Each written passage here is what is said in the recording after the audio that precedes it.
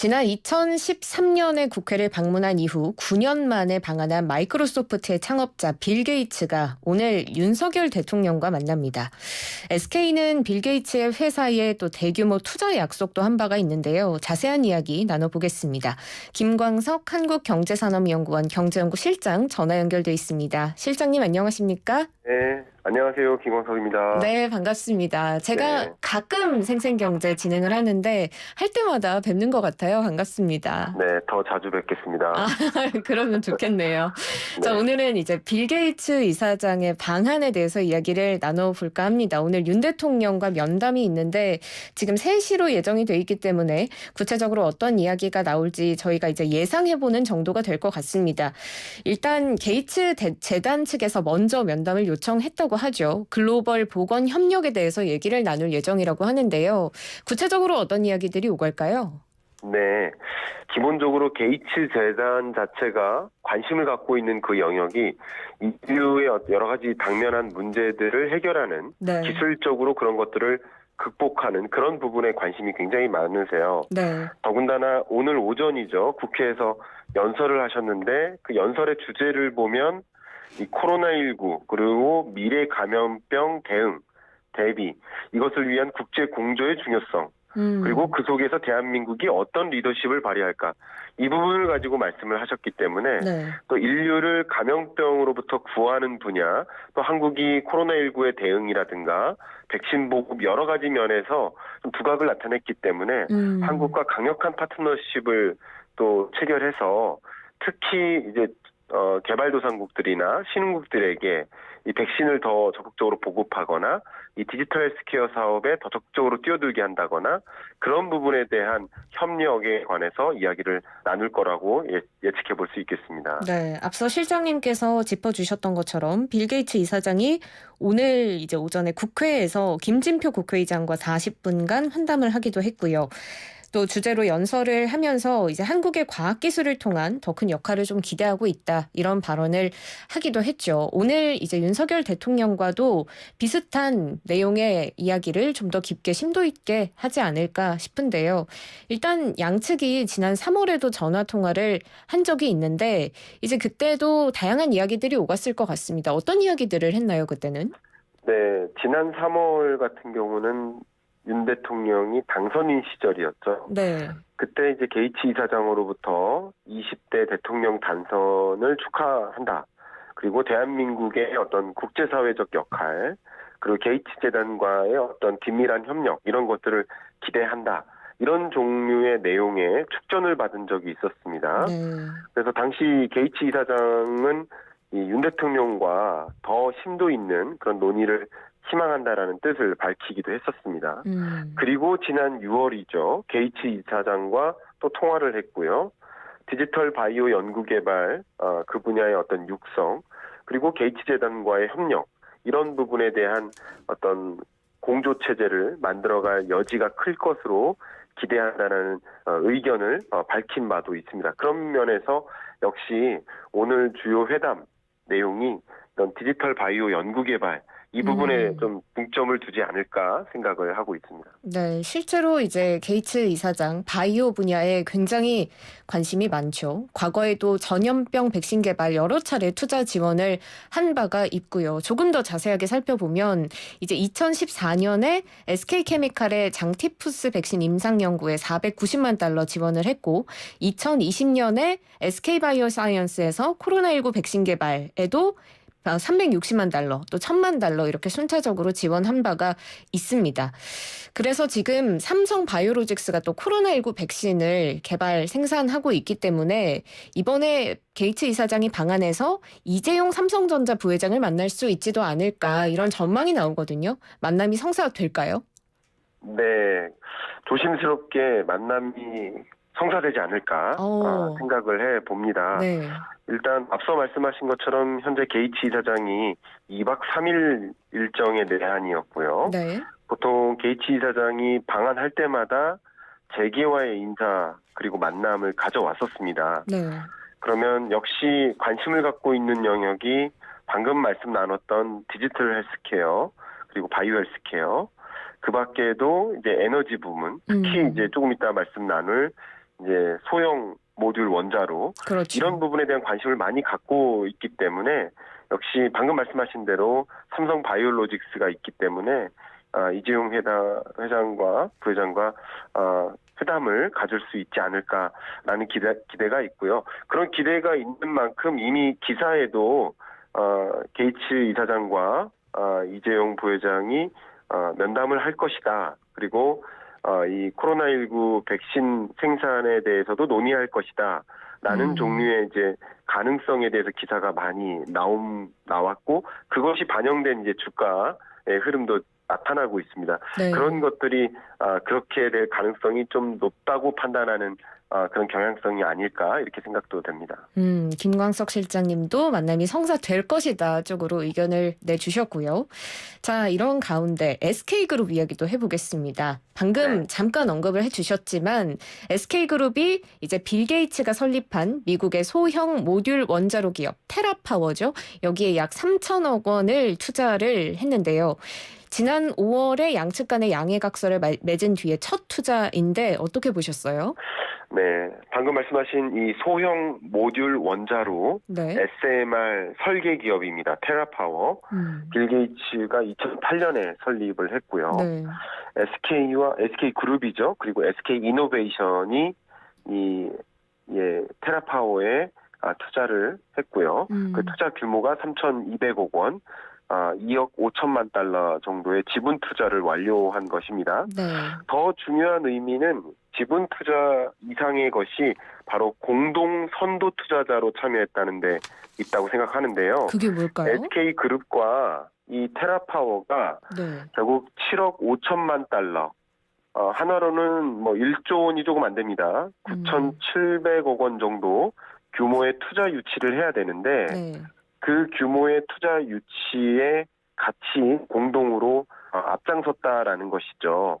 그렇게 되면 이 테라파워의 어떤 리더십에 또 SK그룹의 어떤 비즈니스 전략이 함께 시너지를 낼 가능성이 높기 때문에 그런 부분에서 기대할 만한 바가 많이 있다 이렇게 생각이 됩니다. 네, 아무래도 최태원 회장의 공동 관심사인 뭔가 이런 기후, 친환경 뭐 이런 문제들이 같이 이제 게이츠 이사장과 뜻이 맞아서 또 이런 투자까지 이루어진 게 아닐까 싶은데요. 일단 테라파워가 차세대 원자로를 만드는 회사 이렇게 알려져 있는데 지금 뭐 미국 정부의 자금 지원 받으면서 기술 실증 사업도 진행을 하고 있고요. 좀 어려워요. 구체적으로 이 회사가 가진 핵심 기술이 어떤 건가요? 자, 그 핵심 기술 이름이 좀 어렵습니다만 SFR 이렇게 표현하는데 소듐 냉각 고속로 이렇게 합니다. 이제 좀 어려운 표현인데요. 이 설계 기술을 보유한 원전 업계의 혁신 기업을 뜻합니다. 테라파워의 의미가 그렇고요. 좀 설명을 쉽게 드린다면 현재 가동 중인 3세대 원전이 있습니다.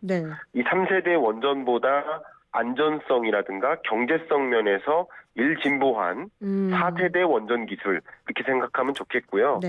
핵 폐기물을 획기적으로 절감해야 되는 거고 그리고 높은 안정성을 확보해야 되는데 바로 이 4세대 원전 기술이 그런 것이라고 해석하시면 좀 쉽게 이해하실 수 있을 거라고 생각이 됩니다. 그러니까 4세대 원전을 위한 핵심 기술을 가지고 있는 이제 혁신 기업이다. 이렇게 이해를 하면 좀 쉬울 것 같은데 이제 이 테라파워에게 SK가 3,200억 원 규모를 투자를 했다는 건 아무래도 일단 단일 기업 기준으로는 최대 규모의 투자이기도 하고요. 이 SMR 시장이 굉장히 밝고 전도 유망하기 때문에 이만큼의 투자를 했다고 보면 되는 거겠죠? 네, 그렇습니다. SMR 관련 이 혁신 기술 개발 그리고 또 사업화 이 부분에 굉장히 빠른 그런 가속화가 이어지지 않을까 생각이 됩니다. 왜냐하면 성공적으로 지분 투자가 이루어졌고 또 SK그룹이 함께 공동 선도 투자자로 참여했기 때문에 향후에 이루어질 기술 개발이나 사업화가 굉장한 가속화가 이루어지지 않을까 생각이 되고요. 이렇게 적극적으로 SK그룹이 이 테라파워에 관심을 보이고 있는 이유는 SK그룹의 경영 전략 방향과 정확히 맞아떨어지기 때문입니다. 작년에 확대 경영 회의에서 이 넷제로라는 기후 위기 극복을 위한 어떤 방향성, 전략적 방향성을 이미 결정을 내렸고요. 그래서 1년 동안 관련된 투자를 적극적으로 검토를 한 끝에 이루어진 투자이기 때문에 SK그룹이 이 영역을 통해서 적극적으로 투자를 함으로써 탄소 감축 목표량을 우리가 이룰 수 있다. 우리가 목표한 것을 이룰 수 있고 그런 부분에 글로벌 선도 기업으로서 자리매김을 할 수 있다라는 방향성을 선정한 것이기 때문에 또 그런 투자가 또 맞물렸기 때문에 SMR 시장에 상당한 가속화가 이루어지지 않을까 생각이 됩니다. 그래서 지금 최태원 회장이 이 넷제로를 목표로 삼고 있기 때문에 그것과 결이 맞아서 투자를 진행을 했다라는 말씀이신데 이 넷제로라는 게 구체적으로 어떤 거예요? 넷제로가 좀 어려운 표현인데요. 탄소 네. 중립이라는 뜻입니다. 쉽게 그러니까 말해서 네. 그 탄소 중립은 뭐냐면요. 탄소 발생량을 줄일 수는 없잖아요, 우리가. 그렇죠. 숨을 안 쉴 수는 없단 말이에요. 그러게요. 근데 탄소를 발생한 만큼 탄소를 감축하면 돼요.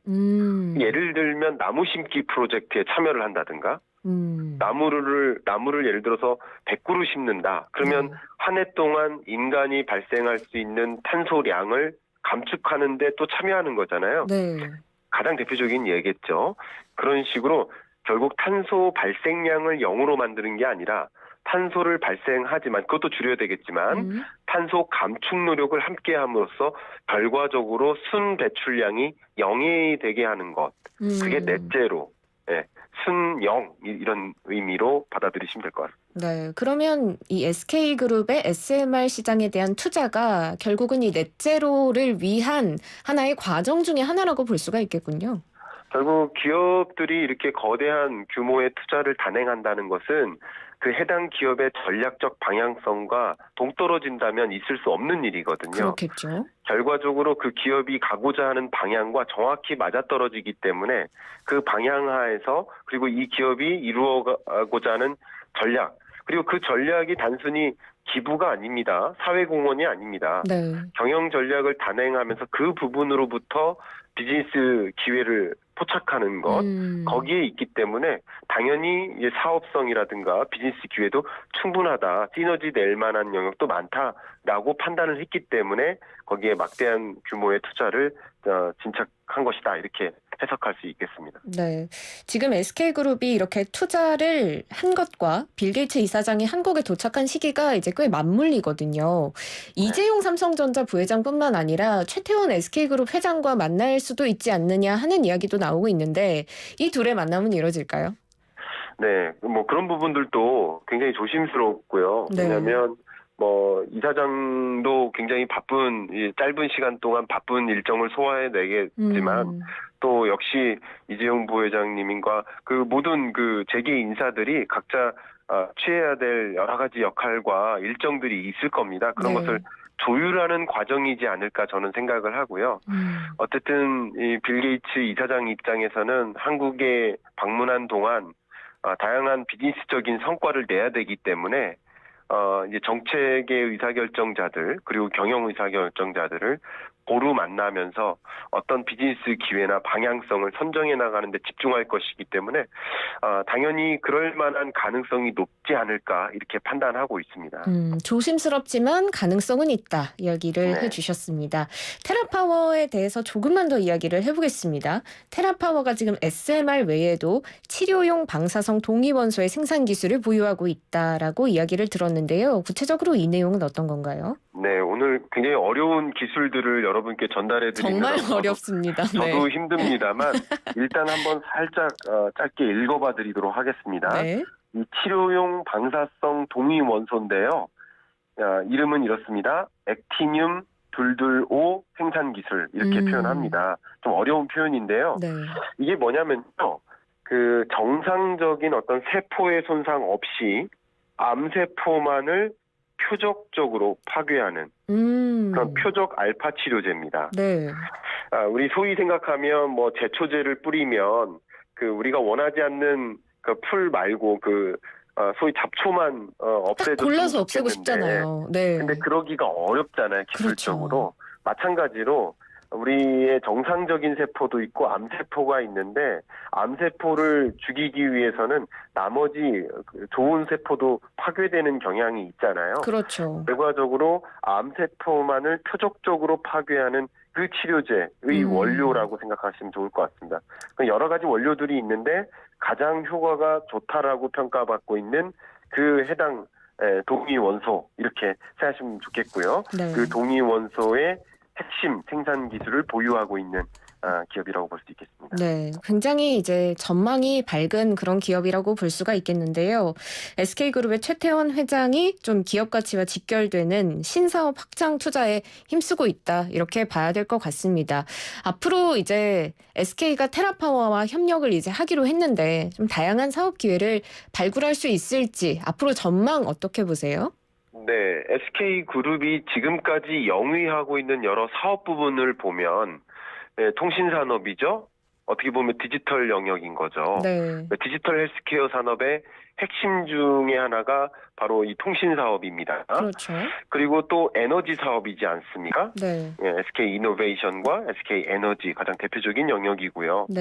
또 바이오 사업을 하고 있지 않습니까? 그러니까 결국 SK그룹이 영위하고 있는 주요 사업군들이 테라파워가 영위하고자 하는 그 사업 영역과 정확히 맞아떨어지고 있습니다. 네. 그래서 SK그룹의 여러 핵심 사업 포트폴리오와 연계시켰을 때 강력한 시너지가 나올 수 있다라는 기대가 많이 있고요. 네.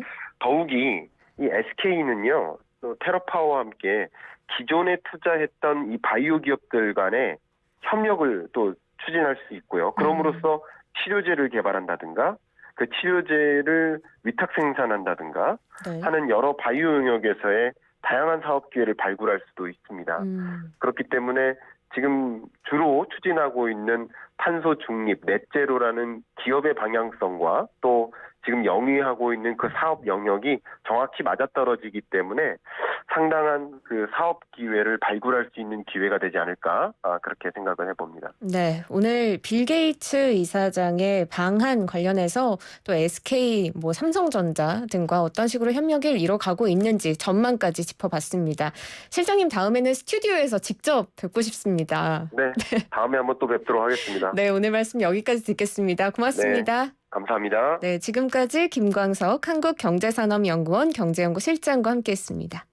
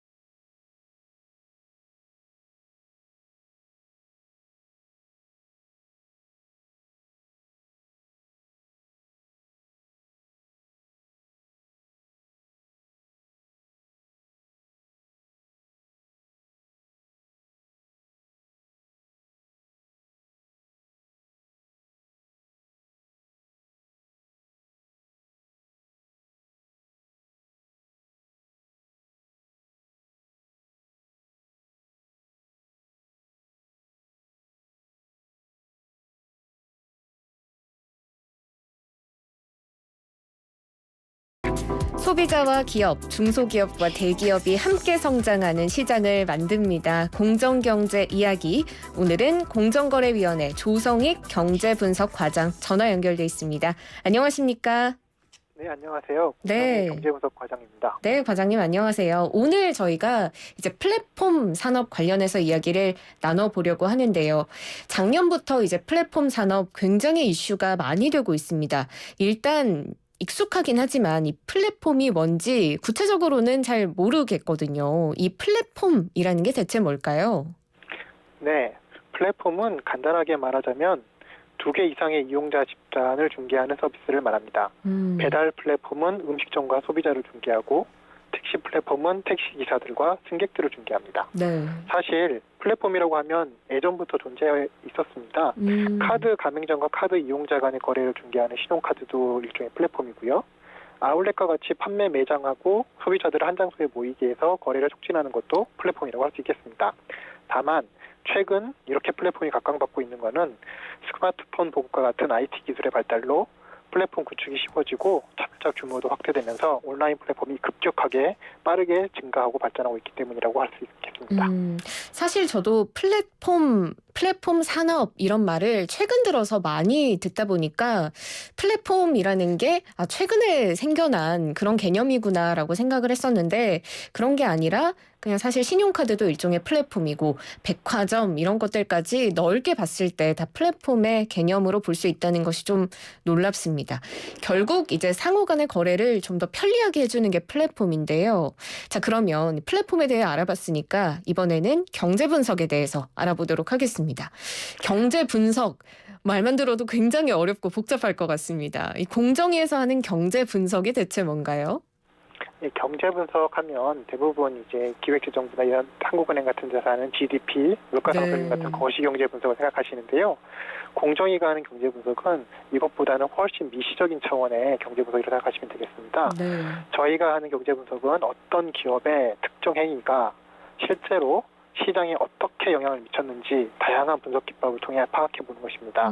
예를 들어서 말씀드리면 배달앱을 운영하는 A사와 B사가 합병을 한다고 하면 둘 사이 합병은 음식 배달 시장에 긍정적이든 부정적이든 어떻게든 영향을 미치게 될 것입니다. 경제 분석은 그 영향이 과연 무엇일지, 배달료 상승일지, 음식점 광고료 상승일지를 파악하고 네. 그 크기를 추정해보는 일을 하게 됩니다. 그러니까 경제 분석이 공정위 사건 처리에 굉장히 중요한 역할을 좀 할 것 같은데요. 그러면 이 경제 분석을 하기 위해서는 어떤 기법들이 있는지 좀 궁금한데 구체적으로 소개를 좀 해주실까요? 예, 경제 분석의 첫 단계라고 할 수 있는 시장 획정에 쓰이는 기법을 소개해드리고자 합니다. 네. 우선 시장 획정은 기업의 행위로 인해 영향받는 시장의 범위를 특정해주는 작업을 말하는데요.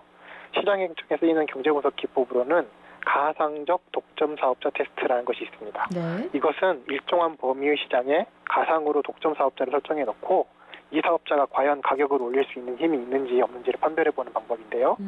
가상적 독점 사업자가 가격을 올리게 되면 많든 적든 얼마간의 고객은 그 이제 상품을 구매하는 걸 멈출 것이고요. 네. 그러면 사업자는 여전히 상품을 구매하는 남아있는 고객으로부터는 추가로 벌어들일 수 있는 이윤이 생기고 떠난 고객이 있으니까 그 떠난 고객으로부터는 이제 상실을 그러니까 보고 있던 이득을 이제 잃게 되는데요. 네.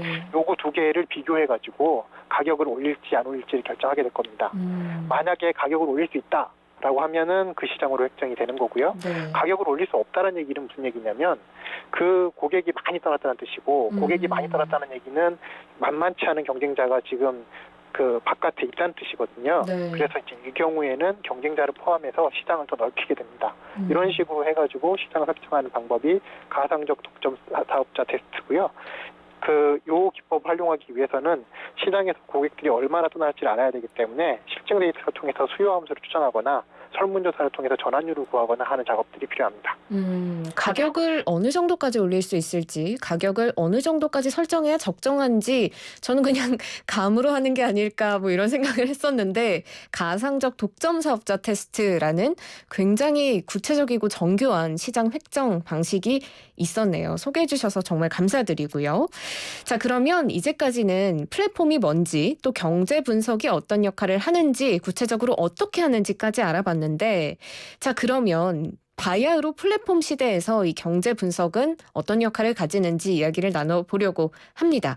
플랫폼 시대의 경제 분석, 이전과는 뭔가 좀 다른가요? 네, 조금 전에 설명드린 시장 획정부터가 아주 어려워졌습니다. 네. 사실은 이제 2개 이상의 이용자 집단을 중개하는 게 플랫폼이다 보니까 여러 이용자 그룹들을 함께 묶어서 하나의 시장으로 봐야 되는지 아니면 각각 면별로 시장을 나누어 봐야 되는지 판단이 그것보다 쉽지가 않은데요. 네. 몇 년 전에 미국 대법원에서 신용카드사인 아멕스, 아메리칸 익스프레스의 반경쟁 행위가 문제된 사건이 있었는데 미국 대법원에서는 카드 가맹점과 카드 이용자 두 그룹을 함께 묶어가지고 시장 설정해야 된다고 판단한 적이 있습니다. 그리고 그러니까 이제 다시 말씀드리자면 이걸 묶어야 되는지 아니면 카드 가맹점 면만 보고 시장 설정해야 되는지 그런 어려움이 첫 번째 있다는 말씀이고요. 네. 또 하나는 각각으로 나눠서 한다고 하더라도 앞서 설명드린 가상적 독점 사업자 테스트가 굉장히 어려워졌습니다. 예전에는 얼마만큼 수요자가 떠나는지 고객이 떠나는지를 확인했잖아요. 네. 그런데 플랫폼은 한쪽 면의 이용자가 많아질 때 다른 쪽 이용자도 같이 많아지는 특성을 가지고 있는데요. 이에 따라서 독점 사업자가 한쪽의 가격을 올린다 하면 그 면에 그 수요자들이 이탈을 할 거고 그 이탈이 연쇄적으로 반대쪽 다른 쪽의 이용자들의 이탈을 불러오고 이 다른 쪽 면의 이탈자가 다시 또 원래 면 이용자의 이탈로 무한히 이어지기 때문에 얼마나 많은 이용자들이 해당 플랫폼을 떠나게 될지 계산하는 것부터 아주 어렵게 돼서 가상적 독점 사업자 테스트도 예전보다 훨씬 어려워졌다 이렇게 말씀드릴게요. 네, 경제 분석 난이도가 정말 한 단계가 아니라 한 5단계 이상 올라가지 않았나 싶습니다. 좀 더 이제 경제 분석이 체계화될 필요성이 있어 보이네요. 또 다른 플랫폼 경제 분석의 특징 있을까요? 또 다른 특징이라고 할 것 같으면 플랫폼 기업의 사업 행태는 기존 기업들의 사업 행태와 많은 부분에 차이가 있는데요. 그 행위가 구체적으로 시장에 어떻게 영향을 미치는지 파악하기가 매우 어렵습니다. 그래서 경제 분석이 사실은 더 중요해진 셈인데요. 과거에는 기업들의 반경쟁 행위가 대개 가격 상승과 같이 소비자에게도 해로운 결과를 낳았습니다. 네. 그런데 오늘날 플랫폼 기업의 경우 한편으로는 경쟁을 조회하지만 다른 한편으로는 소비자 후생을 제고시키는 사업 전략들을 가지고 있는 경우가 많은데요.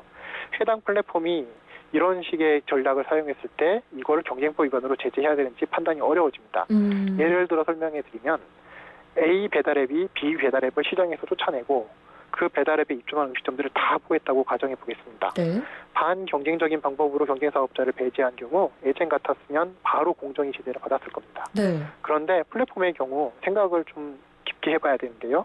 선호하는 음식점을 찾기 위해서 소비자들이 이용자들이 이쪽 저쪽 양 플랫폼을 왔다 갔다 했었거든요. 전에는. 그렇죠. 그런데 이제 B 배달앱을 시장에서 쫓아내고 나면 사실 이제 소비자들의 그런 수고는 많이 덜어진 셈이 된 거거든요. 그러면 어떤 소비자들은 플랫폼의 통합을 무척이나 반길 수 있을 겁니다. 네. 이런 부분에서 경제 분석의 역할이 부각되는데요. 플랫폼 관련 사건에서 경제 분석은 소비자 후생, 어느 쪽 소비자들의 후생이 저해되는지, 이용자들의 후생은 오히려 증가하는지, 그리고 경쟁의 피해의 크기는 어느 정도인지, 이런 것들을 정교하게 측정을 해서 편익과 손실을 비교 형량하고 해당 사업 전략이 과연 공정거래법 위반인지 소비자 후생을 저해했는지 전체적으로 사회 후생에 어떤 영향을 가졌는지를 측정해서 그 판단의 근거를 제공하는 역할을 하게 됩니다. 네, 플랫폼 시대에 접어들면서 경제 분석의 중요성이 더 커졌습니다. 자, 그러면 플랫폼 관련 사건에서 공정위가 경제 분석을 한 사례가 있을까요? 여러 사례가 있죠. 그중에 하나 말씀드리자면 플랫폼 관련 경제 분석 사례로 2020년에 있었던 배달의 민족과 요기요 기업 결합 사건이 있었습니다. 네. 이 사건은 국내 1, 2위 배달 사업자인 배달의 민족과 요기요 그리고 이제 요기요와 같이 있었던 배달통까지 합병한 사건인데요. 해당 기업 결합으로 인해 영향받는 시장이 전화 주문이나 프랜차이즈 앱 주문 같은 것을 포함하느냐가 하나의 쟁점이 되었고 네. 경제 분석을 통해서 이 시장은 오로지 배달앱 시장으로만 획정이 된다는 것을 밝힌 바 있고요. 그리고 기업 결합으로 인해서 소비자 혜택이 감소하고 음식점 수수료가 인상될 가능성이 높다라는 경쟁 제한 효과를 추정하는 데에도 경제 분석이 활용되었습니다. 네, 배민 요기요 기업 결합 저도 당시에 굉장히 관심 있게 지켜봤었는데요. 그 사건에도 경제 분석이 또 이렇게 중요한 역할을 했다는 건 처음 알았습니다. 앞으로의 활약도 기대가 됩니다. 오늘 소중한 시간 내주셔서 정말 감사드리고요. 마지막으로 하시고 싶은 말씀 있으실까요? 예, 앞서 설명드린 것처럼 플랫폼 시대에 접어들면서 경제 분석의 중요성이 날로 높아져 가고 있고 그 난이도가 매우 상승하였습니다. 이에 따라 기존 경제 분석 방법론에 대한 수정도 지속적으로 이루어지고 있고요. 새로운 모형들도 개발되고 있는데 저희 공정위도 이러한 시대적 변화에 뒤처지지 않게 공정위 내부 경제 분석 기능을 강화하고 학계와 소통에도 힘쓰고 있습니다. 앞으로 더 열심히 해서 그 공정한 경쟁 질서 확립을 위해 최선의 노력을 다하겠습니다. 네, 오늘 말씀 고맙습니다. 여기까지 듣겠습니다. 네, 감사합니다. 네, 지금까지 공정거래위원회 조성익 경제분석 과장과 함께했습니다.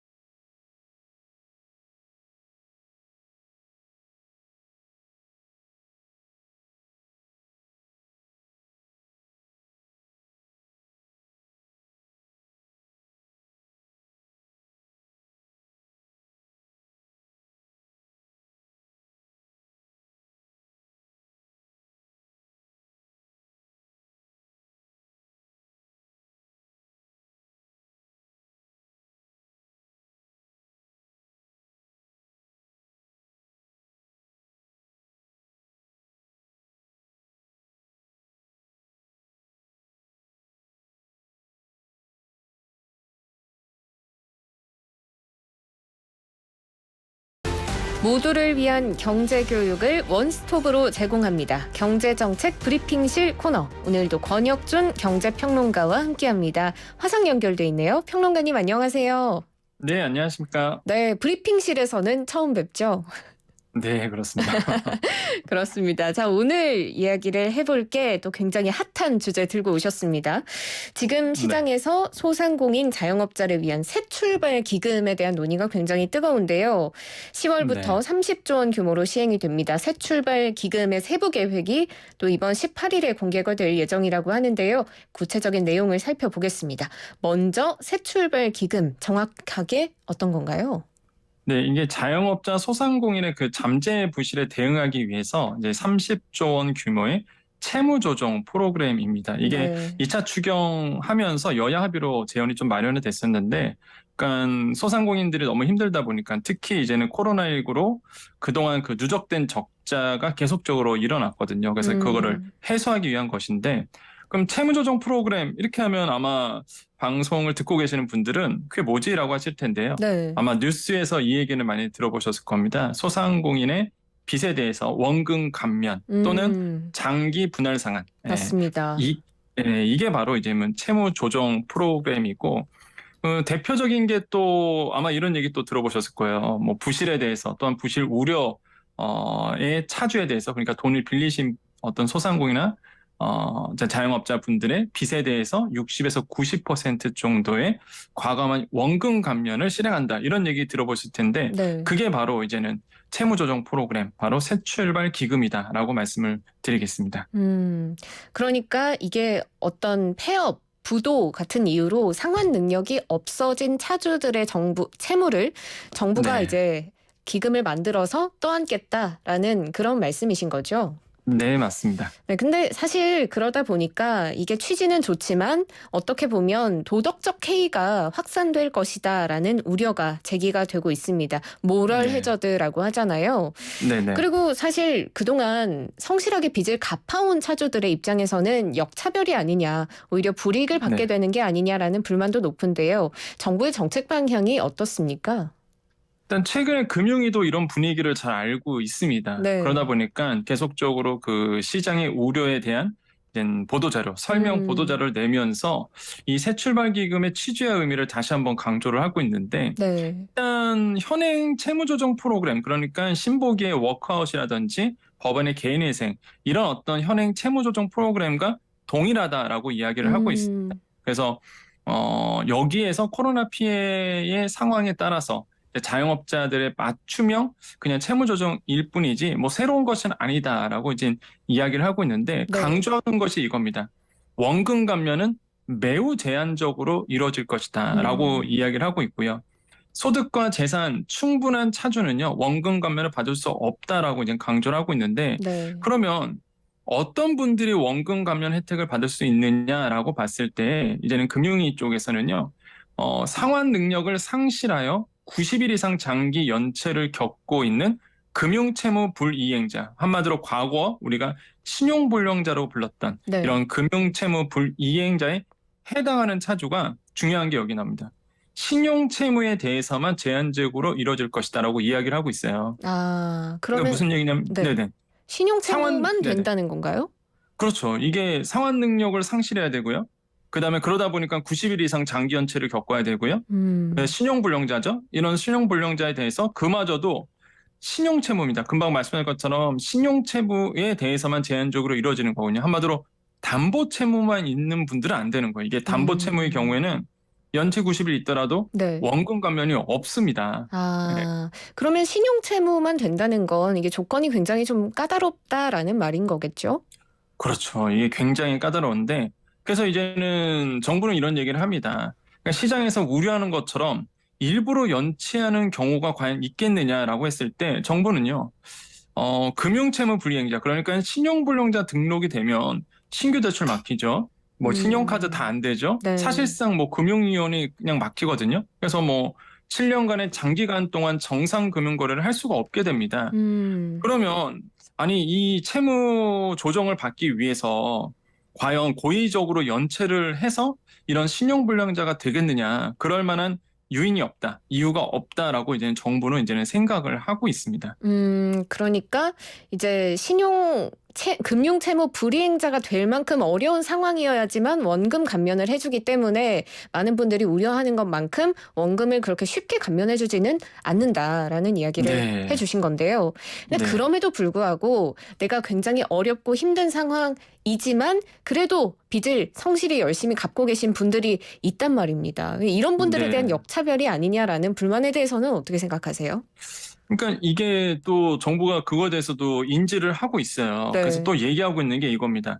원금 감면 이제 60에서 80%를 이제 감면받는 분들은요. 네. 다 해주는 게 아니라 또 그 차주가, 그러니까 돈을 빌리신 분들이 이제 재산을 초과한 과잉 부채분에서만 제한적으로 이어질 것이다라고 얘기하고 있거든요. 그러니까 과잉 부채 그러면은 이제 좀 낯설 수가 있겠는데, 예를 들어서 그냥 부채가 1억 원이 있습니다. 근데 이분이 부동산이나 동산 이런 자산이 1억 5천만 원이 있어요. 네. 그러면 부채보다 자산이 더 많은 거거든요. 그러네요. 그러니까 과잉 부채가 없는 겁니다. 과잉 부채는 말 그대로 재산을 초과한 부채분이거든요. 네. 그러니까 이분은 자산이 더 많은 거예요. 이런 분들은 원금 감면을 받을 수가 없게 됩니다. 그러니까 언론에서는 이제는 원금 감면이다 하다 보니까 이제 소상공인이나 자영업자들이 뭐 대출이 있으면 다 원금 감면 해주나 보다. 그게 아니라 지금 조건이 굉장히 까다롭거든요. 네. 아까처럼 뭐 신용불량자 정도의 이제는 금융 차주가 신용이 없어야 되고, 무엇보다 자산이 있으면 이건 안 된다는 뜻이거든요. 예, 굉장히 까다롭고요. 또 한 가지가, 그러면 아까는 원금 감면이 60에서 80% 수준이 해당되시는 분들을 얘기했잖아요. 네. 원금 감면율 90%를 받는 분들은요, 기초생활수급자, 중증장애인, 만 70세 이상의 고령자. 그러니까 사실상 원금 상환 여력이 없는 취약계층인 거예요. 그래서 네.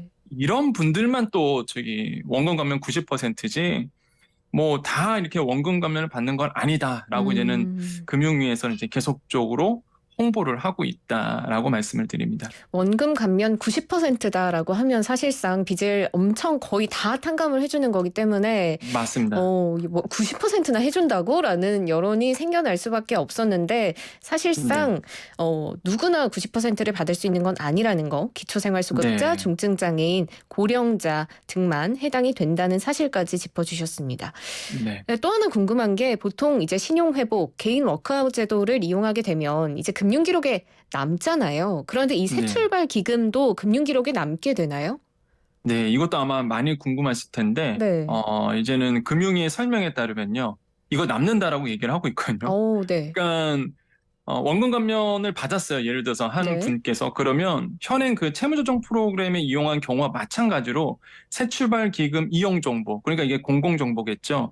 이 사람은 새출발 기금을 통해서 원금 감면을 받았어라고 이제 기록하고 등록하게 됩니다. 그렇게 되면은 신규 금융거래가 제한되고요. 사실상 이제 신용상의 어떤 페널티가 부과된다라고 지금 금융위는 얘기를 하고 있거든요. 그러니까 이게 좋은 것만은 아니다라는 거죠. 사실 이제 많은 분들이 정부가 채무조정안을 내겠다 그래서 뭐 기대하신 분도 계시고, 또한 또 뭐 소상공인 자영업자 아니신 분들은 또 왜 자영업자만 도와주냐 그럴 수도 있는데, 지금 워낙 까다롭습니다. 조건 자체가.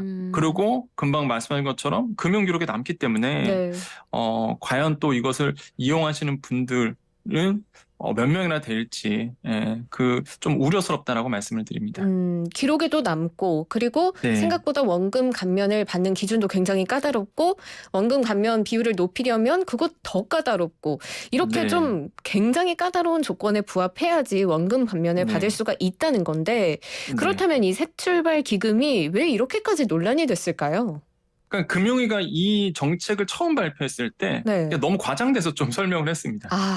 이게 원래 있던 제도거든요, 사실. 그 개인 워크아웃 제도가 있는데 거기서 조금 변형시킨 거거든요. 근데 국민들이 봤을 때 잘 몰라요. 이게 워크아웃 제도가 뭐고, 그다음에 왜 원금 감면을 해줘야 되는지. 그래서 이 부분에 대해서 사실 금융위 쪽도 인정을 하고 있고요. 네. 그래서 이제 보도자료 나오면서 그 부분에 대해서 이제 얘기를 하고 있는데, 사실 뭐 이게 비판받고 논란이 됐잖아요. 그래서 개인 워크아웃 제도, 기존에 있었던 정책과 크게 다를 바 없다를 강조하고 있는데, 사실 이건 팩트가 맞습니다. 네. 이게 개인 워크아웃 제도를 보면은요, 금융기관 채무가 3개월 이상 연체되었고 소득 증빙이 어려운 분들이 채무 조정안을 받게 되는데, 아까 우리 이 새출발 기금하고 똑같죠.